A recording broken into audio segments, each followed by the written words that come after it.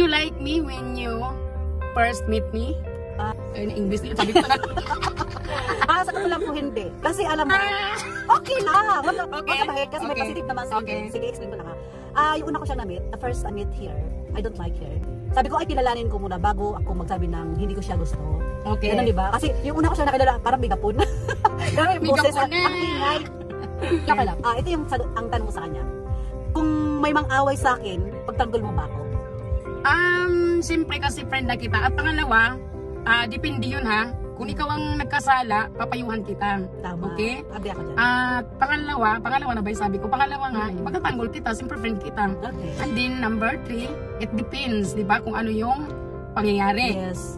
Pwede yun. So, ganun lang yun. Kasi siyempre may iba kasi dyan na parang nakakaluka. Yung, alam mo yung gagatungan mo pa. Alam mo yun. So, dapat, wag lang sanang, dibdibin. Kasi kung hindi dapat gagatungan, magdadagdagan. Kasi yun ang nakakasira ng pagkakaibigan. Yun ang nakakaano sa friendship.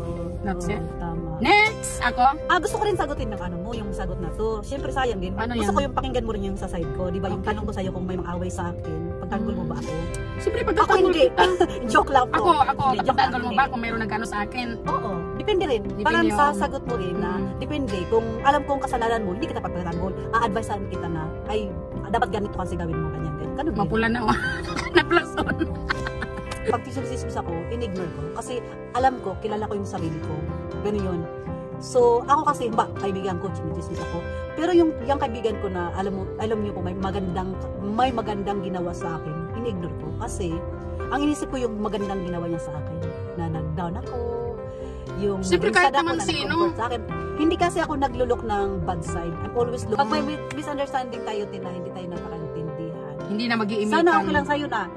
Hindi mo na mag-imikan or ano. Pero mag-smile ka pa rin. Pero alam yun na hindi mo na kita pupuntahan. Hindi mo na kita kausapin. Gusto ko yun, hindi mapupuntahan. Pero para sa akin, friend pa rin kita. Huwag naman, gusto kita puntahan. Joke lang.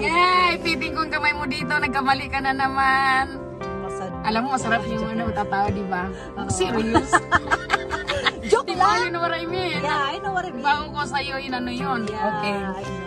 Kapag nag-away tayo, the question is, kapag nag-away tayo, cool ka lang. May mistake nga.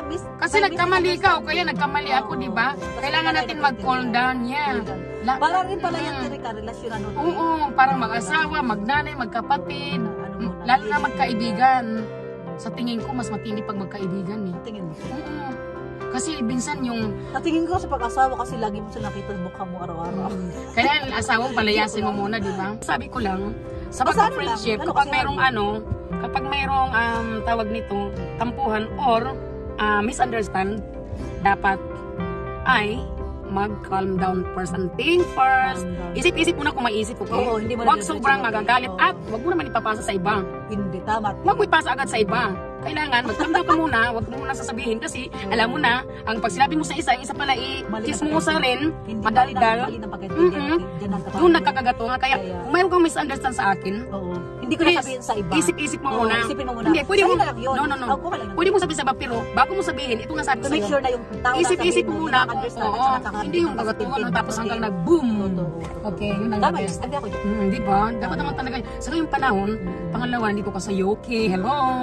Tapos yung iba dyan, you know what I mean? Like, nagkamali lang yung friend mo. Friendship mo yan eh. Friend mo yan eh. Kaya nga may sinasabing BFF, friendship, o friend.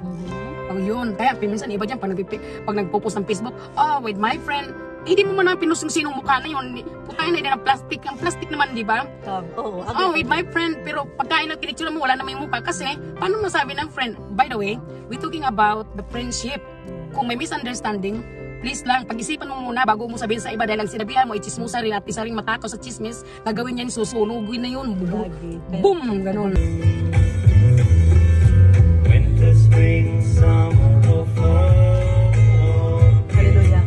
All you got to do is call me. And I'll be there, yeah. Makain ngayong Pasko. Gusto ko adobo. Number 2. Number 2 is paano mo muyain ang iyong pagkain kung wala kang ngipin? Ganon.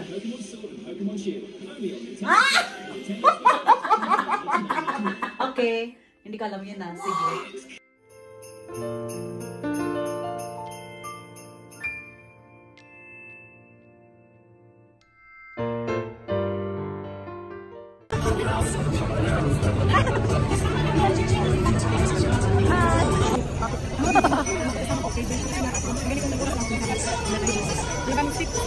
Hi!